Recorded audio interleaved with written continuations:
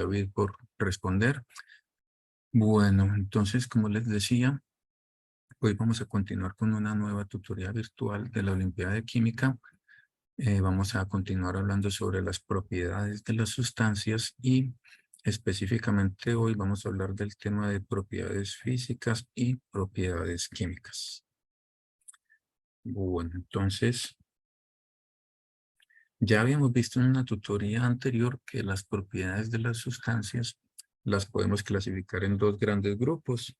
Uno de los grupos es clasificarlos como propiedades intensivas y propiedades extensivas. Este fue un tema que ya vimos en una tutoría pasada. El día de hoy nos vamos a concentrar en hablar de una clasificación de las propiedades de las sustancias como propiedades físicas y propiedades químicas. Bueno, vamos a entrar a definir qué se entiende por una propiedad física y qué se entiende por una propiedad química. En cuanto a propiedades físicas, cuando hablamos de propiedades físicas, entendemos por propiedades o aquellas propiedades que las podamos medir. Podemos hacer una medición de dicha propiedad y podemos observar la propiedad muy importante que es sin que cambie la composición o la identidad de una sustancia. Si no hay cambios de composición ni de identidad, quiere decir que la sustancia no se está transformando. No hay una transformación, por lo que no hay una reacción química. No se convierte una sustancia en otra. Bueno, pido disculpas si se siente algo de ruido externo, porque aquí afuera de mi oficina hay como un evento cultural en este momento. Bueno, entonces, como veníamos analizando las propiedades físicas, las podemos medir, las podemos observar sin que cambie la composición y sin que cambie la identidad. Si mi sistema de estudio es un recipiente con agua, entonces el agua no se va a transformar en otra sustancia, sigue siendo siempre agua. No importa cuál propiedad física estoy midiendo, cuál propiedad física estoy observando. Ejemplos de propiedades físicas son punto o temperatura de ebullición. Sabemos que el agua ebulle y cambia de fase líquida a fase gaseosa a 100 grados centígrados, pero continúa siendo agua. Agua que inicialmente estaba en fase líquida, cuando se alcanza el punto de ebullición va a cambiar a agua en estado gaseoso, pero la identidad sigue siendo agua y la composición sigue siendo la misma, 100% agua. Propiedades como la densidad, yo puedo medir la densidad del agua, sea en estado sólido, en estado líquido o en estado gaseoso, va a tener la densidad va a tener ciertos valores. ¿Cuántos gramos hay en un centímetro cúbico? Es la densidad, masa sobre volumen. Y la densidad, medir la densidad de una sustancia no hace que cambie ni la identidad ni la composición. Otras propiedades son la solubilidad. La solubilidad no implica transformación de una sustancia. Que el agua sea soluble el agua es un compuesto polar, va a ser soluble en otros compuestos polares, pero no implica que el agua se transforme en otra sustancia. No hay una reacción. Por lo tanto, las propiedades físicas se pueden determinar experimentalmente sin generar reacciones químicas. No hay ninguna reacción cuando determinamos una propiedad física, ni tampoco hay cambios, no hay modificaciones en la estructura molecular. No cambia la estructura molecular de la sustancia simplemente por determinar una propiedad física. Bueno, continuemos con ahora lo que vamos a entender como una propiedad química. Cuando hablamos de propiedades químicas, pues son aquellas propiedades que para poder observar una propiedad química es necesario que ocurra un cambio químico. Tiene que haber, por lo tanto, si hay un cambio químico, una reacción química, o sea, hay una transformación de una sustancia en otra. Eso implica que hay cambios en la composición. Por lo tanto, las propiedades químicas, la definición es totalmente lo contrario a lo que definíamos como una propiedad física. En la propiedad física no hay cambios de composición, mientras que en este caso, en una propiedad química, sí tenemos cambios en la composición. Tiene que haber una reacción. Por ejemplo, la combustión, si tenemos, no sé, algún combustible líquido, por ejemplo, etanol, cuando yo lo quemo en un proceso de combustión, la combustión seria del etanol reacciona con el oxígeno para producir, en una combustión completa, produce CO2 y agua. También podemos tener reacciones de descomposición. Cuando yo descompongo una sustancia, estoy rompiendo enlaces y la estoy convirtiendo en sus productos de descomposición. O también, por ejemplo, cuando tengo procesos como la oxidación. Si ustedes tienen un, alguna varilla de hierro que la dejan en un ambiente donde hay humedad, donde hay mucho oxígeno, el oxígeno va a reaccionar con esa varilla de hierro y le va a generar en la superficie de esa varilla de hierro, vamos a empezar a observar que cambia de color, se pone ya el hierro el hierro pues metálico es de una apariencia gris, si está pulido lo podemos ver un gris brillante, pero cuando se oxida adquiere un color marrón, un color rojizo, café, que ya no es el hierro metálico, sino que lo que hay es un óxido de hierro que se está formando en la superficie. Por lo tanto, estas propiedades químicas se determinan por ensayos químicos, por reacciones químicas. Por lo tanto, las propiedades químicas van a estar relacionadas con la reactividad. Si una sustancia es muy reactiva o poco reactiva, va a afectar las propiedades químicas de esta sustancia. Bueno, vamos a ver entonces algunos ejercicios propuestos relacionados con propiedades físicas y químicas. Por ejemplo, en la siguiente tabla nos preguntan, diga si las siguientes propiedades son físicas o químicas. Bueno, la primera propiedad nos hablan de la elasticidad. La elasticidad es una propiedad que nos dice qué tan fácil es deformar un material y que el material luego vuelva a su estado original. Por ejemplo, cuando ustedes tienen, no sé, una bolsa de plástico, la bolsa de plástico yo la puedo flexionar, la puedo doblar y ella pues la puedo llevar nuevamente a su estado original.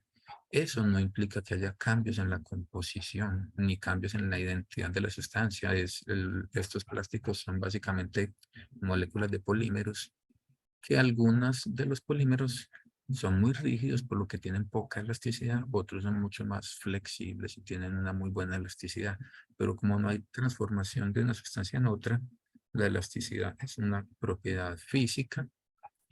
La, entonces ya sabemos que la elasticidad la consideramos o la podemos clasificar como una propiedad física.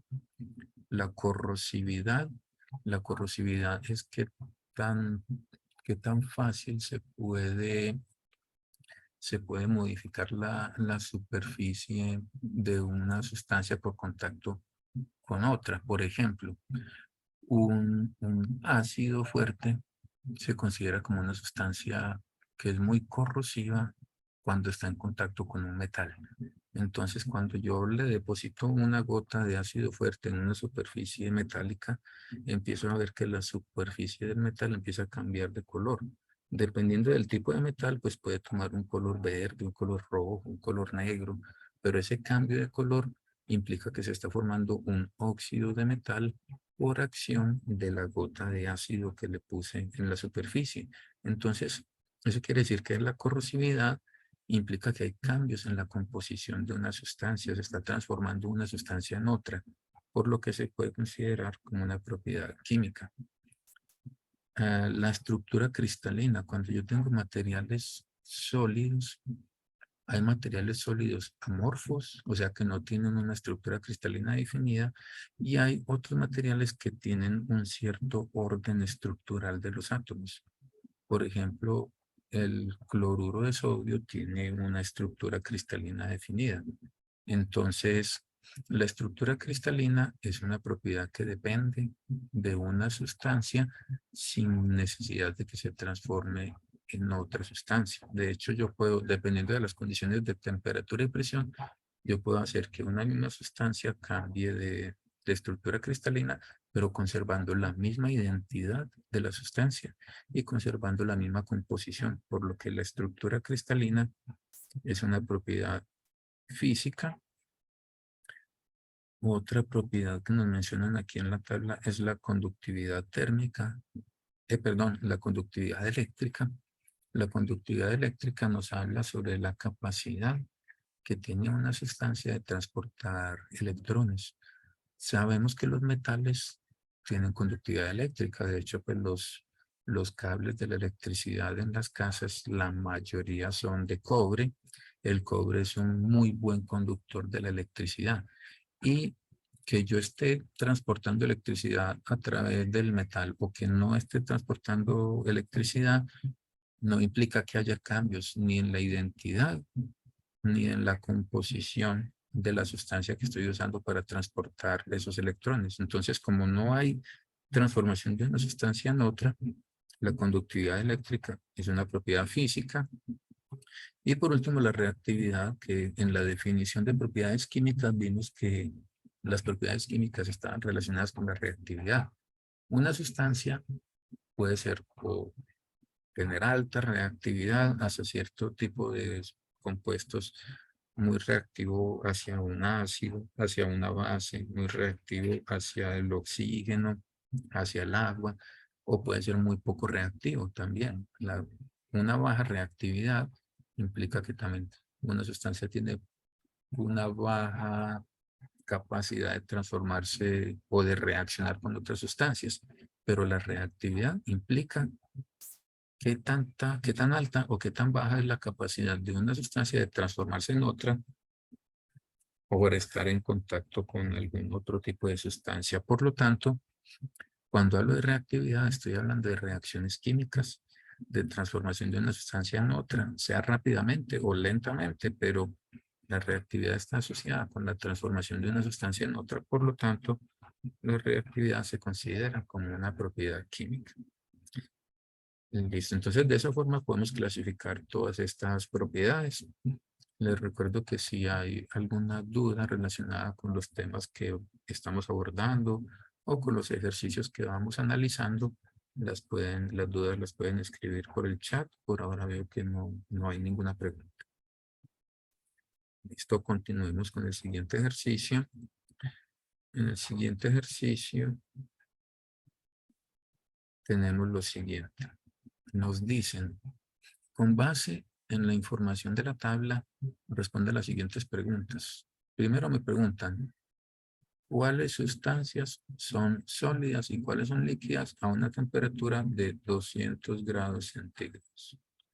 Entonces en la tabla yo veo que para 4 sustancias diferentes, que es la sustancia A, B, C y D, me están dando una masa de la sustancia, cuánto volumen ocupa esa masa de sustancia, y me están dando la temperatura de fusión y la temperatura de ebullición. Entonces, para yo determinar si una sustancia es sólida o líquida a cierta temperatura, pues necesito analizar las temperaturas de fusión y las temperaturas de ebullición.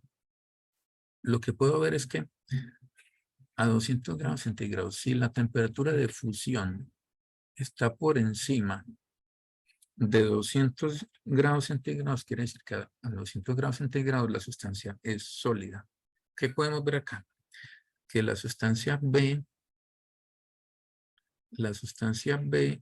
es una sustancia que a 200 grados centígrados va a estar en estado sólido porque la fusión se da a 350 grados centígrados. Entonces, como 350 grados centígrados es mucho mayor que 200 grados centígrados, B va a estar en estado sólido a 200 grados centígrados. Las otras sustancias vemos, por ejemplo, que la sustancia A tiene una temperatura de fusión de 90 grados centígrados. Por lo tanto, eso quiere decir que a 200 grados centígrados ya se fundió. Pero si analizo la temperatura de ebullición, la temperatura de ebullición son 285 grados centígrados. Entonces, a 200 grados centígrados estoy por debajo de la temperatura de ebullición, pero por encima de la temperatura de fusión. Entonces, la sustancia A es una sustancia líquida a 200 grados centígrados, pero cuando analizo las sustancias C y D, esas dos sustancias C y D, la temperatura de fusión para la sustancia C es menos 40 grados centígrados, para la sustancia D es 0 grados centígrados. O sea que a 200 grados centígrados estamos muy por encima de la temperatura de fusión. Sin embargo, pues lo que vemos también es que acá la temperatura de ebullición para C vale 152 grados centígrados y para D es 100 grados centígrados. O sea que si la temperatura a la que tengo las sustancias es 200 grados centígrados, C y D no van a estar ni sólidos ni líquidos. 200 grados centígrados está por encima de la temperatura de ebullición. En ese caso, C y D va a estar en estado gaseoso. Esto va a ser un gas, esto va a ser un gas. Entonces, ¿cuáles sustancias van a estar en estado sólido? Únicamente en estado sólido voy a tener la sustancia B, y en estado líquido solamente voy a tener una sustancia que es la sustancia A. Las sustancias C y D van a estar en fase gaseosa. Por otro lado, nos preguntan cuáles sustancias van a estar en el fondo y cuáles en la superficie de un recipiente que contiene etanol. Listo, entonces, bueno. Si las sustancias consideramos que las que están a 200 grados centígrados, pues las sustancias gaseosas, no, la única forma de tenerlas en un recipiente con etanol, donde el etanol esté en fase líquida, tendría que ser pues que tuviera un sistema cerrado, y en un sistema cerrado, las sustancias C y D, por estar en fase gaseosa, van a estar en la parte superior del recipiente. Bueno, ahora, si nuestro sistema está a temperatura ambiente, si estas condiciones que nos están analizando, que nos están preguntando acá, es una temperatura de 25 grados centígrados, a 25 grados centígrados, tengo que, a 25 grados centígrados, la sustancia A va a ser un sólido. La sustancia a 25 grados centígrados, voy a tener la sustancia A, 25 grados centígrados está por debajo de la temperatura de fusión, entonces va a ser sólida. La sustancia B va a ser sólida. La sustancia C va a ser líquida porque 25 grados centígrados está por encima de la fusión, por debajo de la ebullición, y la sustancia D también estaría líquida. Si tenemos que nuestro recipiente que contiene etanol líquido está a una temperatura ambiente de 25 grados centígrados, para determinar si los sólidos o los líquidos que estoy poniendo en ese recipiente con etanol y que no son miscibles, también hace falta aclarar que estamos asumiendo que son sustancias inmiscibles. Para saber cuáles quedan en el fondo y cuáles quedan en la superficie, será por un análisis de la densidad y comparar la densidad de cada una de esas sustancias con la densidad del etanol. Entonces, si yo calculo la densidad, si ponemos por acá una nueva columna donde a partir de los datos que nos da la tabla, podemos calcular la densidad. La densidad la llamamos la D minúscula. La densidad es en gramos por mililitro o gramos por centímetro cúbico. Un mililitro es lo mismo que un centímetro cúbico. Esas van a ser mis unidades. Entonces la densidad, como es masa sobre volumen, si yo tengo una masa de 11.5 gramos dividido un volumen de 10 mililitros, la densidad va a ser 1,15 gramos por mililitro. Para la sustancia B, la densidad serían 17,4 gramos dividido un volumen de 10 mililitros, sería 1,74 gramos por mililitro. Para la sustancia C es una masa de 7.4 gramos dividida entre un volumen de 10 mililitros, o sea, 0.74 gramos por mililitro. Y la última, la sustancia D, tiene 10 gramos en un volumen de 10 mililitros. 10 dividido 10 da 1.00 gramos por mililitro. Entonces así tenemos las densidades de cada una de esas sustancias. Por lo tanto, a 25 grados centígrados y conociendo que la densidad del etanol es 0.789, vamos a tener que la sustancia A tiene una densidad de 1.15, es una densidad mayor que la densidad del etanol. Por lo tanto, la sustancia A va a estar en la parte superior. Va a estar, lo voy a poner como una flecha para arriba. La sustancia A estaría en la parte superior de un recipiente que contiene etanol, asumiendo que la sustancia A es inmiscible con el etanol. Listo. Miremos la sustancia B. Tiene una densidad de 1.74. Esta densidad es mucho mayor que la densidad del etanol, por lo tanto también, perdón, aquí cometí un error. La sustancia A, disculpen, la sustancia A tiene una densidad mayor que la del etanol. La sustancia más densa se va para el fondo, porque en la misma cantidad de sustancia tiene una mayor masa. La sustancia A, por ser más densa que el etanol, se va para el fondo. La sustancia B es mucho más densa que el etanol, también se va a ir para el fondo, lo representamos con esta flecha hacia abajo. La sustancia C tiene una densidad de 0.74, es menor que la densidad del etanol, entonces esta sí va a estar en la parte superior del recipiente. Y por último, la sustancia D tiene una densidad mayor que la del etanol, por lo que va a estar en la parte de abajo. Esto es como algo similar a lo que ustedes observan cuando ustedes tienen un recipiente donde echan una pequeña cantidad de agua y una pequeña cantidad de, por ejemplo, de aceite de cocina. El aceite de cocina tiene una densidad menor que la densidad del agua. Por lo tanto, el aceite queda en la parte superior, el agua en la parte inferior. Esas densidades son propiedades físicas. Lo mismo que la temperatura de fusión y la temperatura de ebullición que analizamos hace un momento son también propiedades físicas. En el ejercicio anterior, me voy a devolver un momento, perdón. En este ejercicio clasificamos diferentes propiedades como físicas o químicas, donde ustedes ven como el criterio era si había o no había transformaciones de una sustancia en otra. En este caso, pues la tabla nos dan temperaturas de fusión, de ebullición, y con la información de la tabla podemos calcular la densidad, donde todas esas son propiedades físicas. Bueno, vamos a continuar con el siguiente ejercicio. Nos dicen que hay una fábrica donde producen metanol. El metanol es un alcohol. El metanol se puede usar como combustible para vehículos de combustión interna.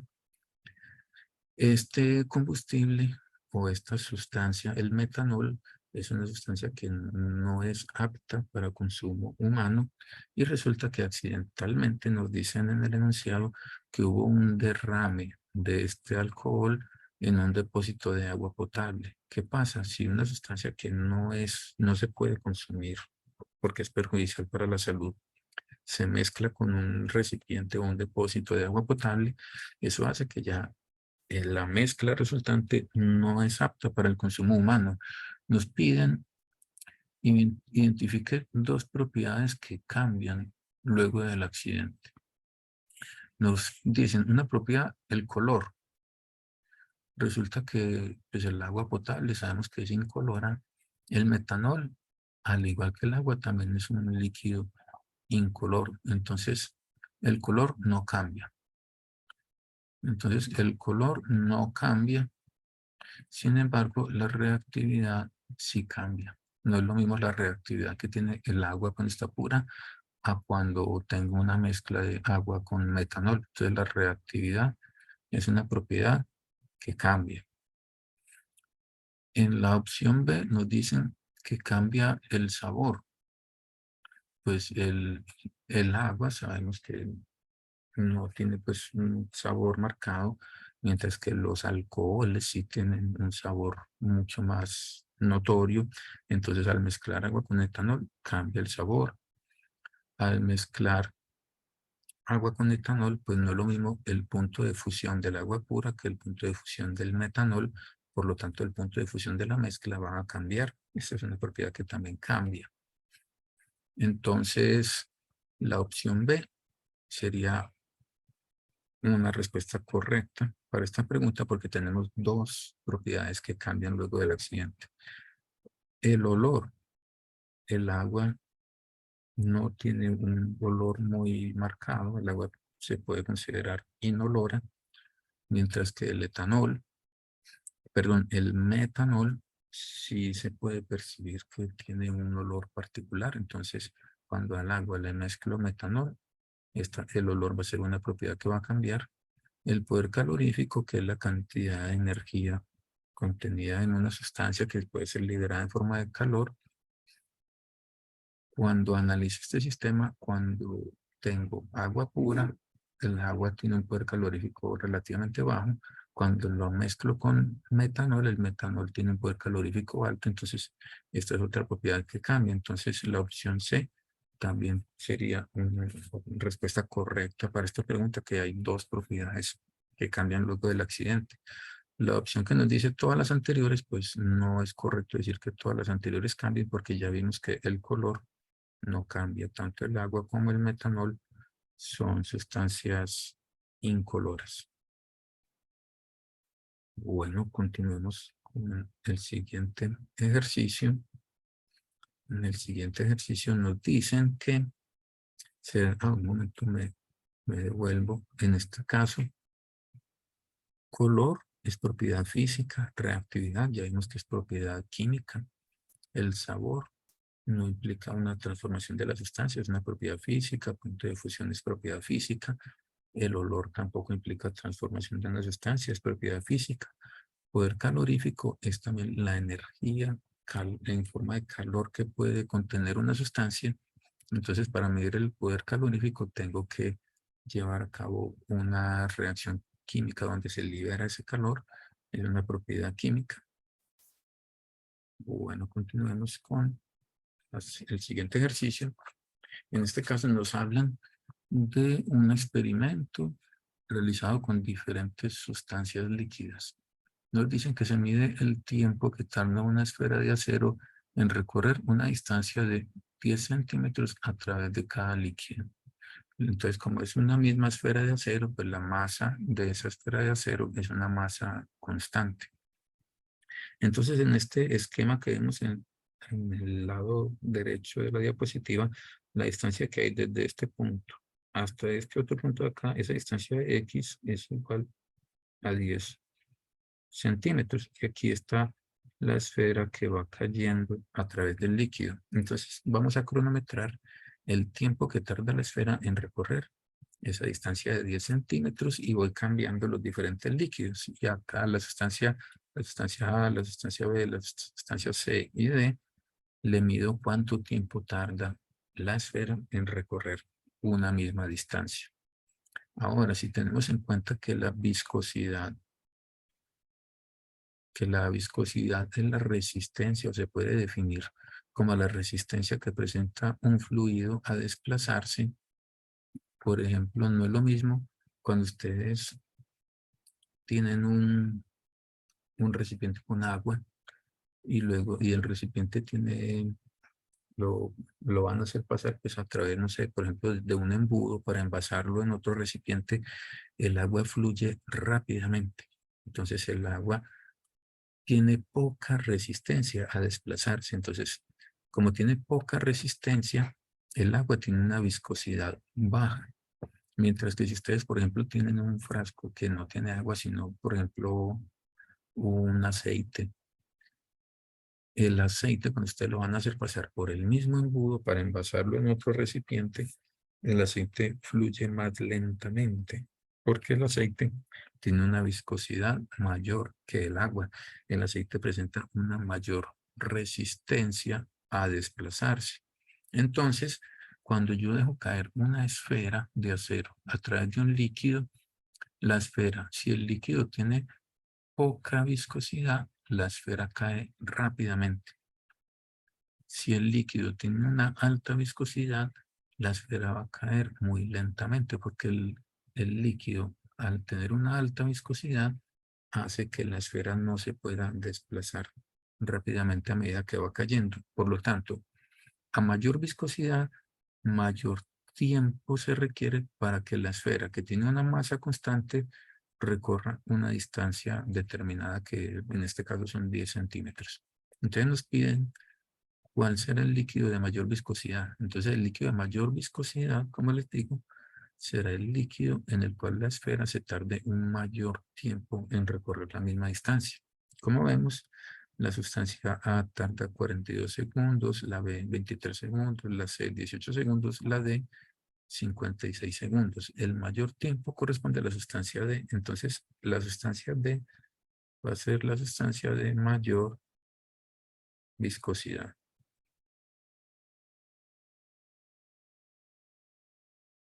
Entonces, precisamente, este procedimiento de dejar caer una esfera de acero a través de un líquido y medir el tiempo en que tarda en recorrer una distancia determinada es uno de los métodos que se usan para medir viscosidades de líquidos, donde la viscosidad es una propiedad física, porque en la medición de la viscosidad no estamos generando que ocurra una transformación de una sustancia en otra, no hay cambios de identidad de una sustancia, no hay cambios en la composición del sistema, por lo tanto, si no hay reacciones químicas, entonces lo que tenemos es una propiedad física.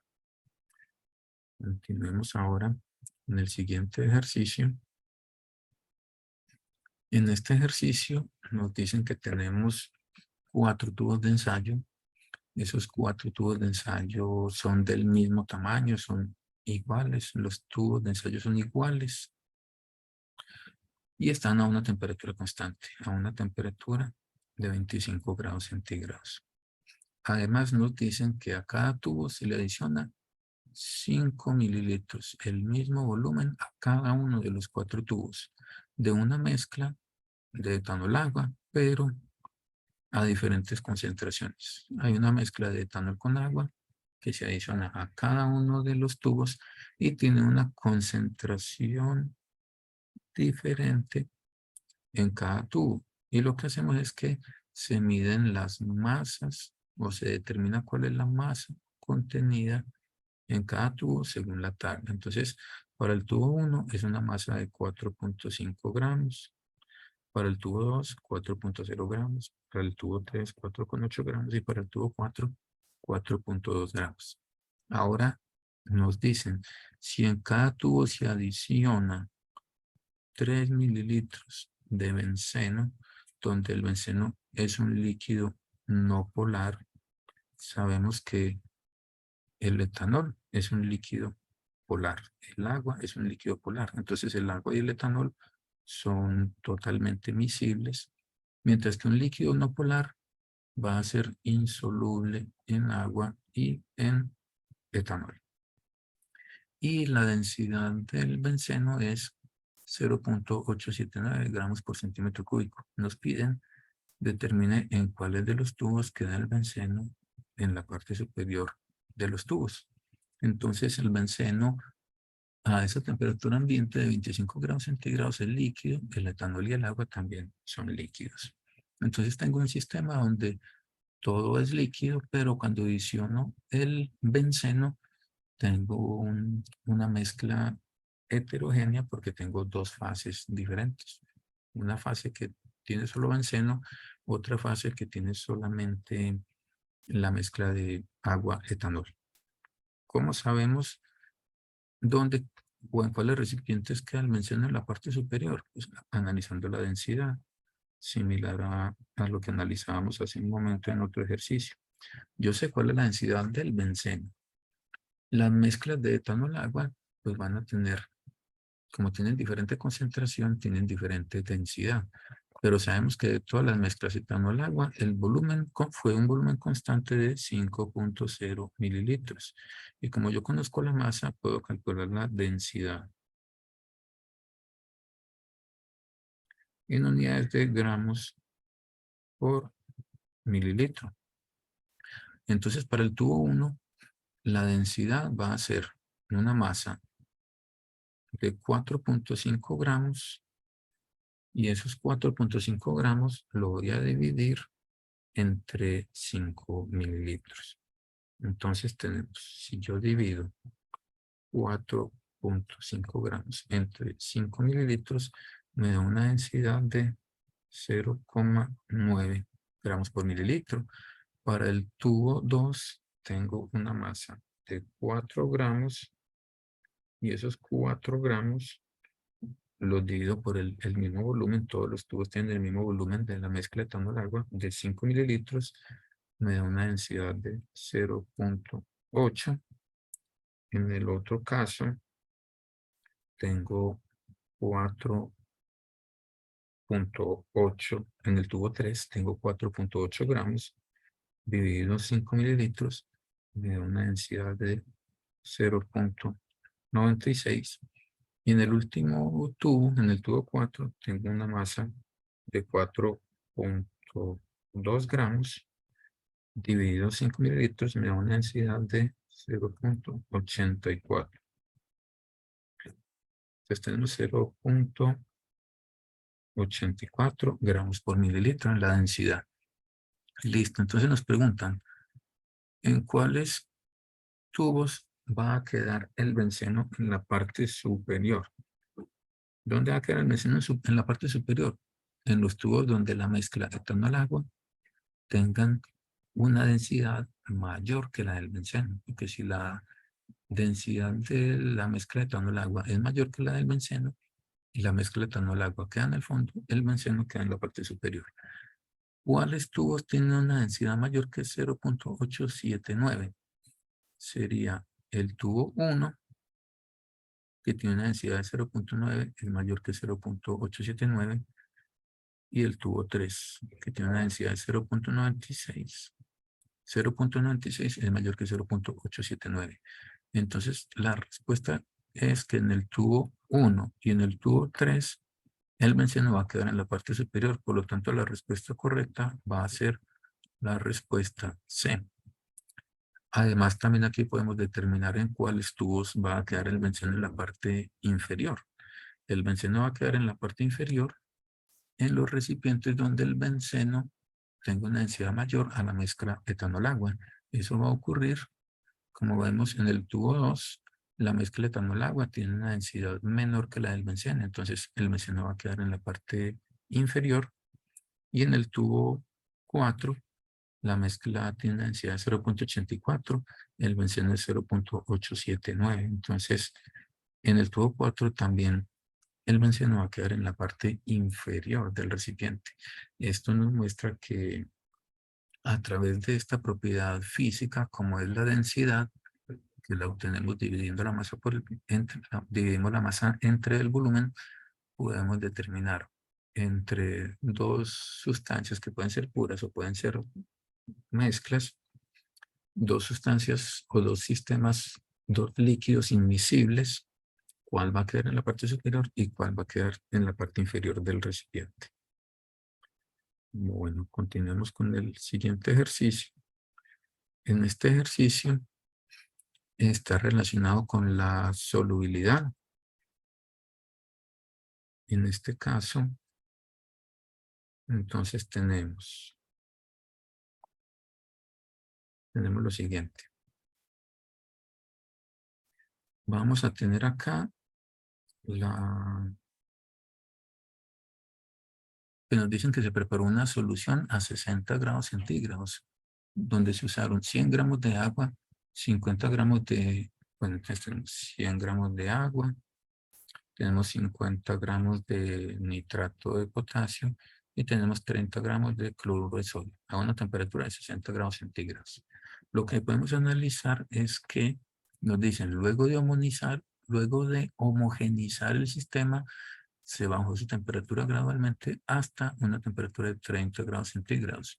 Nos piden, con base en el gráfico, lo más probable que ocurra es que, y nos dan 4 opciones. Entonces vamos a analizar primero el gráfico. En ese gráfico tenemos en el eje Y, tenemos la solubilidad.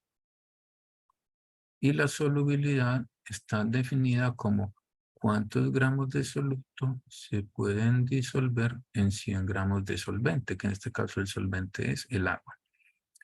Por lo tanto, si en el enunciado nos dijeron que tenemos 100 gramos de agua, el número que vemos en el eje Y nos va a decir cuántos son los gramos de soluto que se pueden solubilizar en 100 gramos de agua. Esa es la solubilidad máxima. Si tengo un valor por encima de lo que nos dé el dato que le demos en el eje Y, eso quiere decir que entonces ya vamos a tener que no todo el soluto se va a poder solubilizar. Entonces analicemos a 60 grados centígrados. ¿Qué pasa a 60 grados centígrados? 60 grados centígrados cuando está acá, analicemos qué pasa. Perdón. Necesito acá trazar una recta.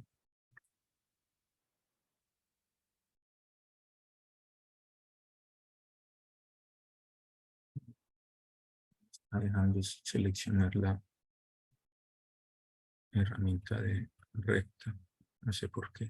Bueno, más o menos acá intentaré trazar la mejor recta posible. Tenemos a 60 grados centígrados más o menos. Vamos a tener que estamos por acá. Listo, entonces a 60, a una temperatura, que es lo que tenemos en el eje X, la temperatura, más o menos la solubilidad cae en este punto. Entonces, si yo tengo una temperatura de 60 grados centígrados a una temperatura de 60 grados centígrados, entonces vamos a ver que la solubilidad del nitrato de potasio está por encima de 100 gramos de soluto. Entonces, como nos dicen que en la solución que se preparó a 60 grados centígrados se adicionaron 50 gramos de nitrato de potasio, 50 gramos de nitrato de potasio está muy por encima de la solubilidad máxima, que en este caso está más o menos alrededor de 140 gramos de soluto por cada 100 gramos de agua. Entonces, esos 50 gramos de nitrato de potasio se van a solubilizar totalmente a 60 grados centígrados. Para el cloruro de sodio, estamos más o menos por acá. Si estamos por acá, quiere decir que la solubilidad del cloruro de sodio está más o menos un valor por debajo de 50, pero por encima, ligeramente por encima de 34.2 gramos de soluto por cada 100 gramos de agua. Y como estamos mezclando 30 gramos de cloruro de sodio, entonces la cantidad de cloruro de sodio está por debajo de la solubilidad máxima. Entonces, a 60 grados centígrados, todos estos 50 gramos de nitrato de potasio y los 30 gramos de cloruro de sodio en su totalidad se solubilizan. Ahora tenemos que analizar qué pasa si disminuimos la temperatura del sistema. Si la temperatura del sistema la bajamos hasta una temperatura de 30 grados centígrados, 30 grados centígrados es más o menos por acá, sería la mitad entre 20 y 40. Entonces, si analizamos qué pasa a esa temperatura, vamos a estar más o menos por acá. Entonces, a esa temperatura, la solubilidad máxima para el nitrato de potasio está alrededor de los 50 gramos de nitrato de potasio, tal vez ligeramente por encima.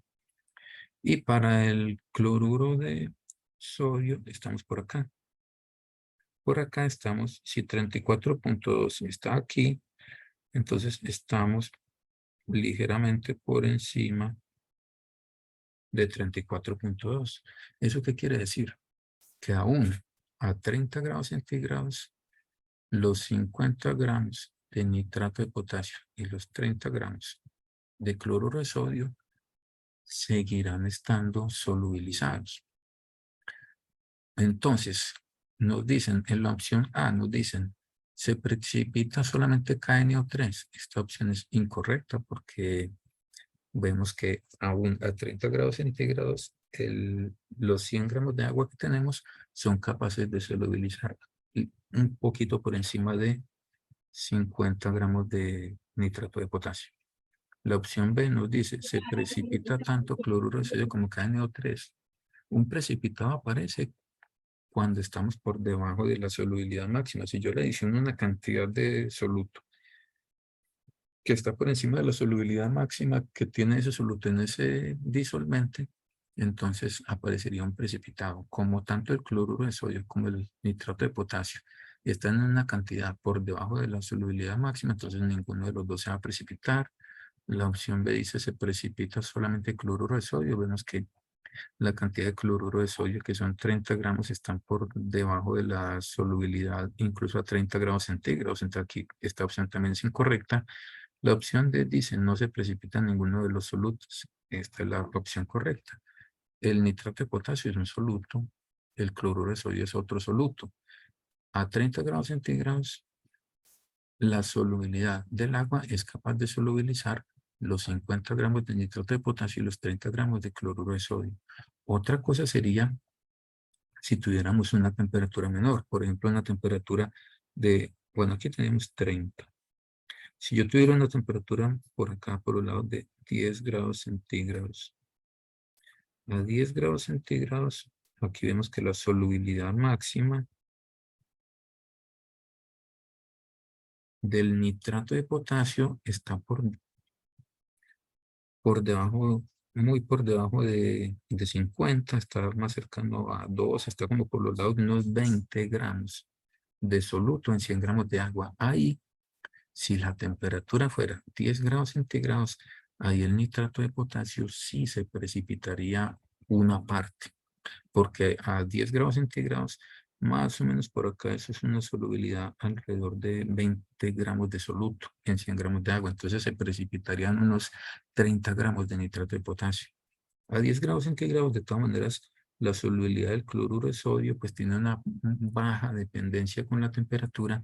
Entonces a 10 grados centígrados, los 100 gramos de agua serían capaces de solubilizar los 30 gramos de NaCl. Entonces si la temperatura fuera no 30 grados, sino 10 grados, en ese caso se precipitaría solamente el nitrato de potasio y en ese caso hipotético de que nos preguntaran por una temperatura de 10 grados centígrados, pues la opción A sería la opción correcta. Solamente se precipitaría el nitrato de potasio. Voy a revisar el chat a ver si hay alguna pregunta. Bueno, no veo ninguna pregunta en el chat y ya pues con esto, con este ejercicio, pues terminamos los ejercicios propuestos, ejercicios modelo que son similares a los ejercicios que ustedes pueden encontrar en el tema de propiedades de las sustancias, en propiedades físicas y propiedades químicas. En este caso, pues la solubilidad es una propiedad física porque no hay una reacción que implique transformación de una sustancia en otra. Entonces, con esto terminamos esta tutoría virtual. Les recuerdo estar pendiente de nuestras redes sociales para que asistan a las futuras tutorías virtuales que vamos a tener, que todavía faltan algunas. Bueno, que tengan una buena tarde y ya se inició la primera fase de la Olimpiada de Química. Espero que tengan un muy buen desempeño y que puedan avanzar a la siguiente etapa. Bueno, que estén muy bien. Hasta luego.